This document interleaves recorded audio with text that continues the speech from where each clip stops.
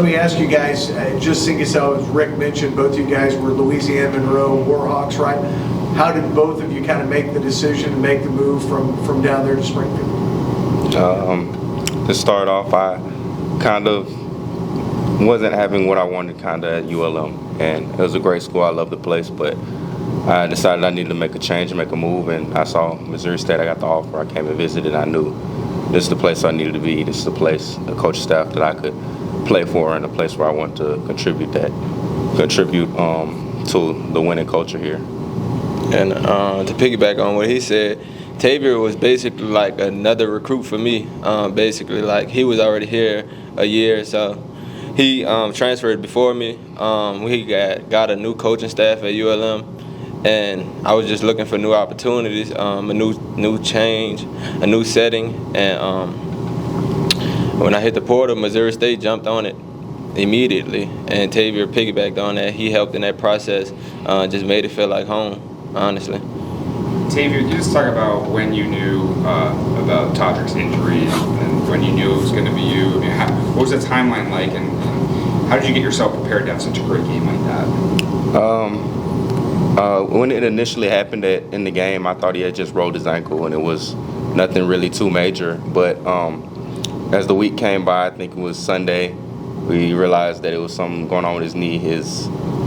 I forget what exactly it is, but we were talking about whether or not it was going to be the timeline. So I knew he wasn't going to be back this next week. The bye week came, and I had a great week of practice. I knew I had to prepare myself to have a great game, and PJ was still down too, so he just helped me to continue to prepare and get myself ready to play. And I went out there confident, and I was ready to go. A lot of people were surprised, but I for sure didn't surprise myself. I was already ready on it before the game. I sent out a text to my girlfriend. I said, "It's 10 tackles and a pick," and I already knew it before the game started. You're a little short on that, 2 picks. I mean, yeah, I sold myself short, but I feel like that 1 pick makes up for the 2 tackles I was short. He was like retweeting posts about you getting interceptions and stuff, and he was very active, I know, on social media during the game. And how can you lean on someone like him, as you get comfortable in this role? Todrick, he's such a big voice in our safety room. It's for the defense as a whole. You see him and how he plays with a fire and a fearlessness. He comes up and he hits people hard. He plays, and I knew that I was gonna have to step into a role where we're gonna miss some of that energy, but I have my own skill set and I can provide something myself. So I came out there ready to lay it all out there on the table and let the dice roll where they land. Dash, Coach mentioned the offensive playbook and the reads and the checks and how intricate it can be. How much more difficult was it trying to absorb this playbook under Nick Petrino than it was maybe previously in your playing career? I would say this was probably the hardest playbook I had to learn coming in. Coming in the spring, we had a lot of different coaches changes at the receiver position, so it was hard just focusing on the playbook, just having to prove myself to different coaches at different times and things like that. But for example, like one play I can run 4 different routes, like basically like just off one play. So I'd say this is an NFL playbook and very advanced, very Coach Petrino is a great coach, and it's just like you won't find this playbook anywhere else, honestly. I have a pretty good idea where the nickname Dash comes from, but just kind of where did it originate? Just how long have you had that? I would say it originated in high school, about my junior year in high school. Sophomore year in high school. We had a quarterback, his name was Lance Legendre. He went to Maryland, then transferred to Louisiana Lafayette. He had a QB show on QB1, things like that, but he basically gave me the name, and it just stuck throughout my years at college and high school until now. For you guys to get that win, right, and back up Cash's words, and y'all to do it in such a dominant fashion, I can't imagine the road trip to Normal was exciting, but on the way home, and what's it feel like to be 4-2? What's it feel like to have a winning locker room and a winning mindset? You guys can beat anybody, any place. I feel like this locker room always knew that we could go And when we play our style of football, we could beat anybody. We have this mantra where it's us. It's just all about us. Whatever we do, we control the setting, we control the tempo. We go out there and play Bears ball that we can pretty much beat anybody. The setting around Springfield's been great. I feel like a week ago we went to the mall, and it was me, JJ, and Dylan Simmons. We went out to the mall. I had Bears gear on. Everybody's, oh, you guys, great win. You guys are playing great football. And it's been such a loving atmosphere out here in Springfield, and it just feels great to be 4-2 right now. So with that said, this week you have a, quote, inferior opponent, as we would call it. But for you guys, right, they're going to be the toughest opponent you play on Saturday. How do you guys make sure you guys are sharp and ready to not have a letdown game or a trap game coming off this big emotional win? I would say just going into this week, preparing for the Indiana State and the opponents ahead, I would just say we got to just take it 1-0. That's what the coaches preach. That's what Coach Beer preaches. Just take it 1-0, one game at a time, one practice at a time, one play at a time. That's all it is.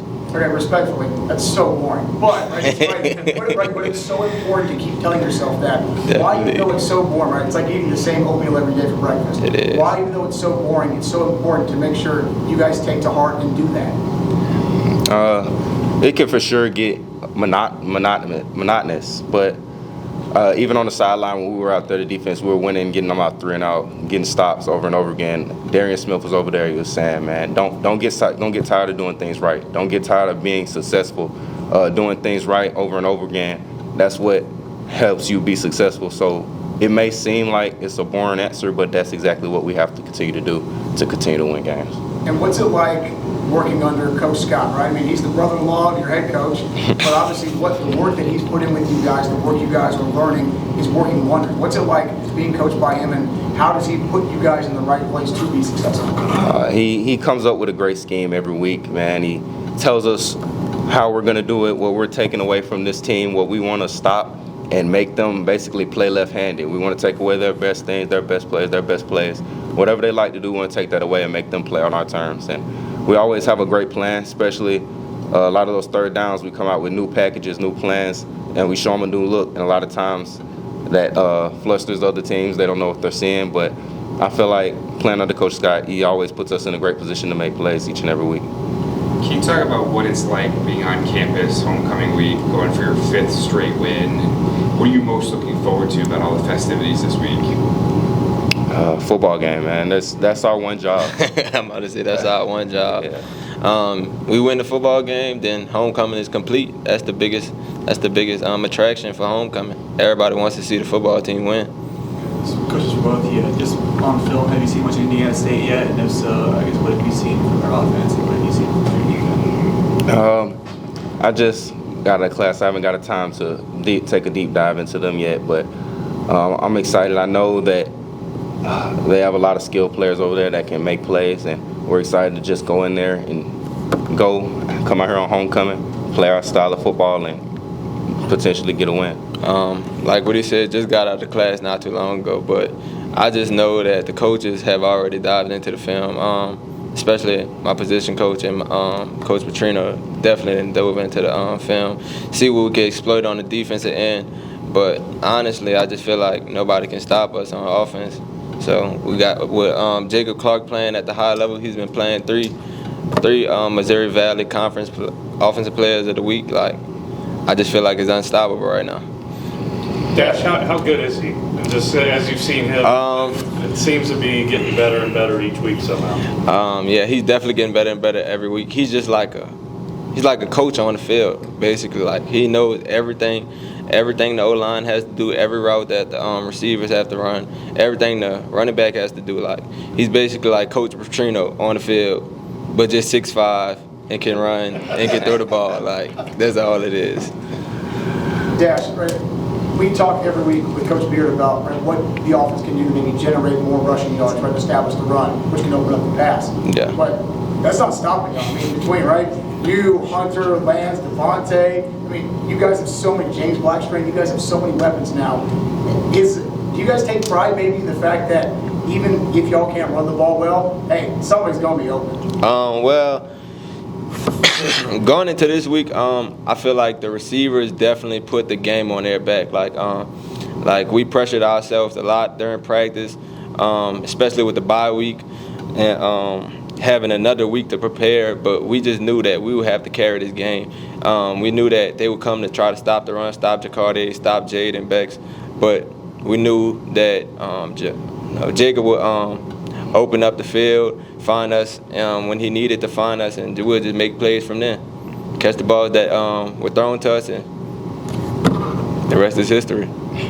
I feel like I didn't ask my question the right way earlier. What I meant more was like, what does it feel like to be a winning program on homecoming week? It's not a given, right? Like, what is your favorite part about the preparation this week and the energy on campus? Things that you guys are noticing that maybe we don't see here yet?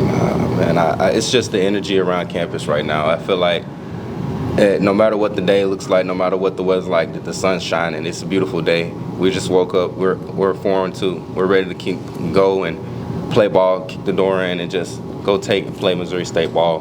We're excited to see what the fans are going to come out with on Saturday. We invite everybody to come out, support, and just be loud. We're ready to put on a show. For me, I just know I lost my last homecoming game, so I can't lose this one. I can't lose this one at all. But fans, students, everybody just walking around with a smile on campus, like that's just a good thing to see. People notice you now, like just when you come with some football gear on or things like that. Like he said when he was in the mall, like people noticed him, people walking up to him saying good game. Like it's just little things like that that just make us want to keep going, make us want to keep winning for the city of Springfield, honestly.